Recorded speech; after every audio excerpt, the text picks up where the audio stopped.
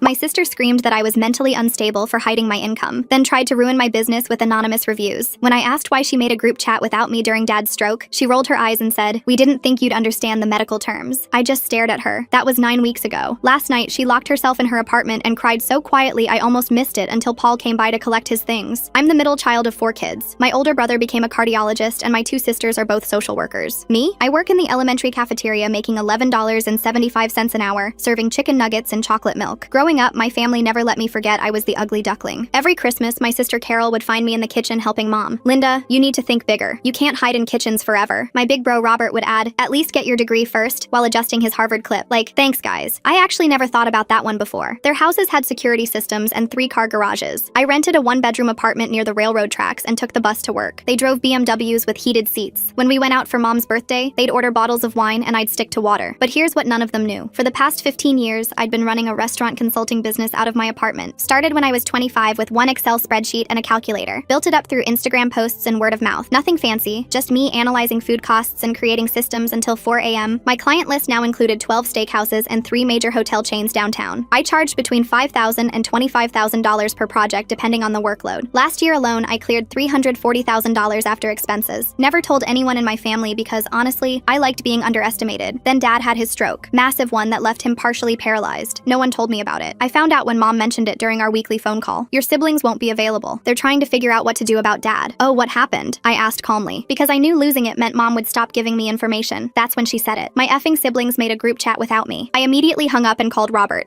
Hey, maybe this was an accident, but why wasn't I included in the discussion about Dad?" He sighed like he was explaining something to a child. "Linda, we need to be realistic here. Good facilities cost $8,000 a month. If you can get someone to cover your little hairnet job, maybe you can visit once a month." I told him I'd take care of Dad myself. He actually snorted. "Ha ha ha ha, I know you're not talking about moving him into that shoebox you live in. Linda, Dad needs round-the-clock medical care. This isn't like scooping mashed potatoes onto plastic trays." Carol jumped on the call. "Robert's right. We're talking about adult decisions here, not something you can handle on a cafeteria worker's salary. Proper care." As if I'd just prop Dad up with some tater tots and call it a day. That weekend, I did something that would make them regret their words forever. I drove around looking at houses for sale, found a perfect ranch style with wide hallways and a ground floor master bedroom, just the way Dad likes it. Put in a cash offer, $20,000 over asking. While my siblings argued about who would cover Medicare, I hired contractors to install grab bars and a roll-in shower. Interviewed home health agencies until I found the perfect team. All while my siblings sent each other links to depressing nursing homes an hour away from everyone. Moved Dad in 3 weeks after his discharge. Didn't tell anyone, just showed up at the hospital with the medical transport I'd arranged. Robert was there arguing with the social worker about temporary placement. "It's handled," I said, signing the discharge papers. "Dad's coming home with me." Carol laughed that sharp, bitter laugh she'd perfected in childhood. "Linda, stop. This is embarrassing. You can barely afford your own life." My younger brother James finally spoke up. "Let her try and fail. She'll come begging for help in a week when reality hits." 6 months passed. I took care of Dad while running my business. He'd sit at my kitchen table watching me organizing files, telling stories about his army days. My siblings barely visited. Carol said she was too busy. Robert said he didn't want to get stuck in traffic. James just stopped responding to texts. They kept their group chat going though. Mom would mention their ongoing debates about long-term care facilities, like they were waiting for me to fail. But then something beautiful happened. It came in the form of something big, thick, and black. Carol's preppy little husband saw my name on the speaker board at a restaurant industry conference. In bold black lettering it read, "Linda Mitchell, turning failed restaurants into million-dollar success stories." He took a photo and sent it to the family group chat with 3 question marks. I just laughed and switched my phone off. But when I woke up, I noticed my phone had been bombarded with dozens of texts and missed calls. The first voicemail was angry. The second was threatening. By the 10th, they were practically begging to talk about this rationally. The first message I actually opened was from Carol. "Pathological liar," in all caps. Then another. "How dare you hide this from us while we worried ourselves sick about Dad's care costs." I set my phone aside and focused on making Dad's breakfast. My hand stayed steady as I scrambled his eggs exactly how he liked them, soft with a touch of cream. The phone kept buzzing against the counter, creating a constant vibration that made the salt shaker dance. Dad noticed the noise from his wheelchair. His good hand reached toward the phone, eyebrows raised in question. "Just the family having feelings," I told him, placing his plate on the special tray that attached to his chair. "Nothing that can't wait until after breakfast." The phone rang. Robert's name flashed on the screen. I answered on speaker while adjusting Dad's napkin, knowing he'd want to hear whatever drama was unfolding. "Fraud!" Robert's voice exploded through the speaker. "Identity theft! Corporate deception! I have lawyer friends, Linda. This charade ends now." Dad's eyes widened. His good hand gripped his fork tighter, but I kept my voice level. "I never lied to anyone, Robert. I just never corrected your assumptions about my life. You let us think you were poor. You watched us stress about Dad's care costs while sitting on a fortune. I'll expose you, Linda. I'll tell everyone at Garfield Elementary exactly what kind of person you really are. They deserve to know their cafeteria worker is a con artist." The line went dead. Dad's egg sat untouched, his face showing more alertness than I'd seen in weeks. weeks. A knock at the door interrupted the silence. Mrs. Chen from next door stood on my porch, holding a casserole dish and wearing a concerned expression. "I heard shouting," she said, glancing past me toward Dad. "Everything okay? I brought extra lasagna from last night." Mrs. Chen had been bringing meals twice a week since Dad moved in, refusing payment and always staying to chat with him about their shared love of old war movies. She knew exactly how dedicated I was to his care, often commenting on the medical equipment and modifications I'd installed. "Family drama," I admitted, accepting the dish, "but we're managing." She patted my arm. "Your father is lucky to have you. Not many daughters would do what you do." As she left, my phone showed a new text from Carol. "On my way over. You will explain yourself." I helped Dad finish breakfast, then started preparing him for physical therapy. His therapist would arrive at 8, and I needed him ready. While I gathered his exercise bands, a car door slammed outside, then another. Carol's fist pounded against my front door. "Open up, Linda! We're not leaving until you explain this sick joke." Through the window, I spotted James's car pulling up behind Carol's, all three siblings descending like a storm. I opened the door to find them clustered on my porch. James held his phone up, recording. "For evidence," he announced, "in case we need it for legal proceedings." They pushed past me without invitation, Carol leading the charge into my living room. Their eyes swept over the hospital bed in the corner, the lift system installed in the ceiling, the rows of medical supplies organized on custom shelving. Robert stopped at the bathroom doorway, staring at the roll-in shower and professional-grade grab bars. "This must have cost a fortune," Carol finished, spinning toward the kitchen. Her gaze landed on my desk in the corner, where business cards lay scattered from yesterday's video conference. She snatched one up, reading aloud, "Linda Mitchell, CEO, Mitchell Restaurant Solutions." Her face drained of color. "CEO?" Robert's tactics shifted instantly. "Obviously a scam. You've been defrauding vulnerable restaurant owners, haven't you? Taking advantage of struggling businesses during tough times?" The doorbell rang. Dad's physical therapist had arrived right on schedule. I let Catherine in, watching my siblings step aside as she wheeled her equipment past them. "Morning, Mr. Mitchell," Catherine called cheerfully. "Ready to work those legs today?" While she got Dad positioned for his exercises, I pulled out my laptop. My siblings watched as I navigated to my business banking portal. 7 figures, James whispered, stopping his recording to lean closer. "Carol, do you see the tax implications here? She's been hiding assets while claiming